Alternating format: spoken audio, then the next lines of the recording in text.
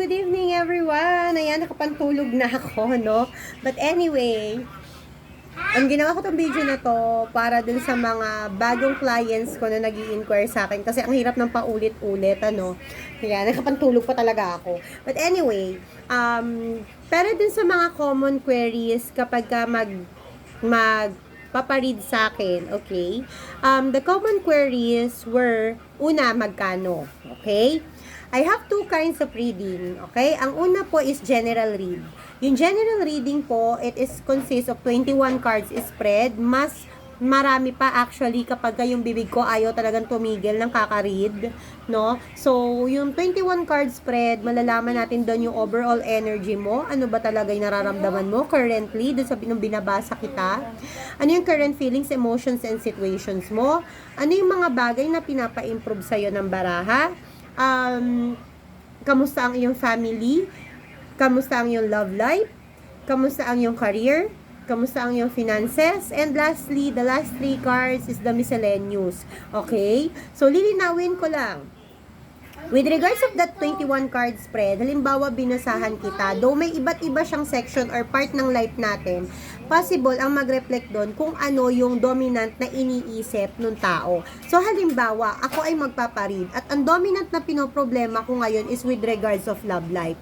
So kahit na sabihin natin na meron siyang mga aspeto ng buhay, nahati yung 21 card spread na yon sa iba't ibang aspeto ng ating buhay, kung ang dominant na iniisip natin was regards of our love life during the moment na nagpapabasa kayo sa akin, possible the entire 21 cards ang magre-reflect doon tungkol sa love life po ninyo.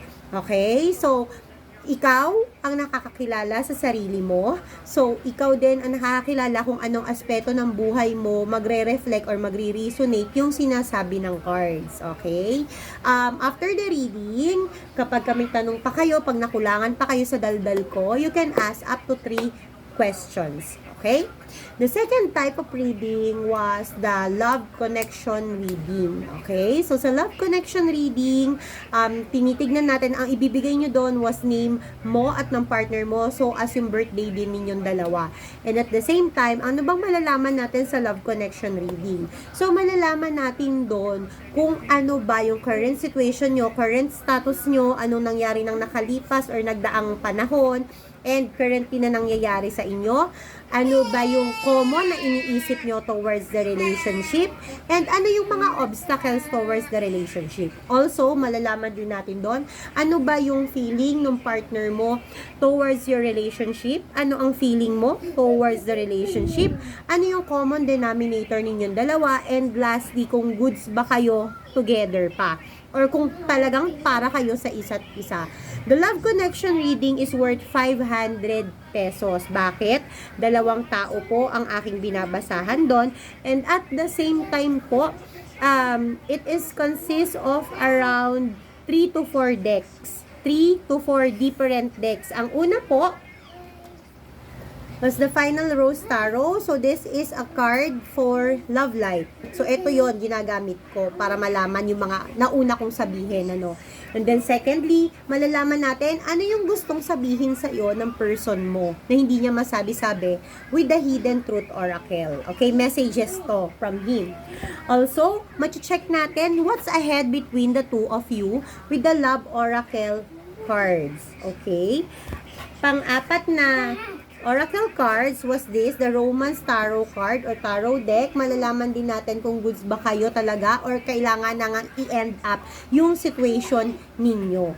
Okay? So, ilan na to? 4. And lastly, nagpo-provide din po ako ng Love Oracle messages or advices po at last. Okay? So, that is consists of 4 to 5 cards every reading sa love connection reading natin. Okay? And after that, you can ask up to 3 questions pa. Okay? So, yun po yung tungkol sa aking tawag dito sa aking sa mga nag-i-inquire with regards of my tarot card reading. Okay? And aside from that, i-explain ko din po na ang aking tarot card reading ay nakaschedule, okay? Ako po ay may trabaho din. So, every time na I'm off, 1 week duty, 1 week off po ang inyong lingkod. So, kapag naka-off ako, Available ako for voice message, available ako for video call, okay, on your most comfortable time, but we have the payment first policy. Okay, so magbabayad po muna, then ila-line up po natin para po sa araw na yon. Okay, every day I entertain only 10 up to 15 persons na babasahan. Okay, and hindi po siya pwede sa mga taong rush or parang may lakad. Not unless madya-tsempohan nyo talaga ako na wala akong ginagawa at wala pang naka-line up, pwede ko kayong isalang agad-agad. Patience is a virtue po ang kailangan natin kasi marami po actually clients talaga na nagpaparead po sa akin. Okay, ngayon, sa next question, nagtutok effect ba yung nire-read mo? Okay, so sa aking experience sa mga bumabalik na clients ko, may readings took effect hours mula nung oras na nireadan ko sila, o kaya kinabukasan, o kaya 2 weeks from that time period, at ang pinakamatagal is buwan or isang buwan. Okay? It's up to you kung paano po magre-resonate sa inyo or kung maaalala ninyo. Okay? So, I guess wala na ako nakakalimutang tanong. Okay, payment first policy po tayo via GCash. Okay, and then sasend nyo yung screenshot sa akin and then ila-line up ko kayo. Maraming salamat po. God bless.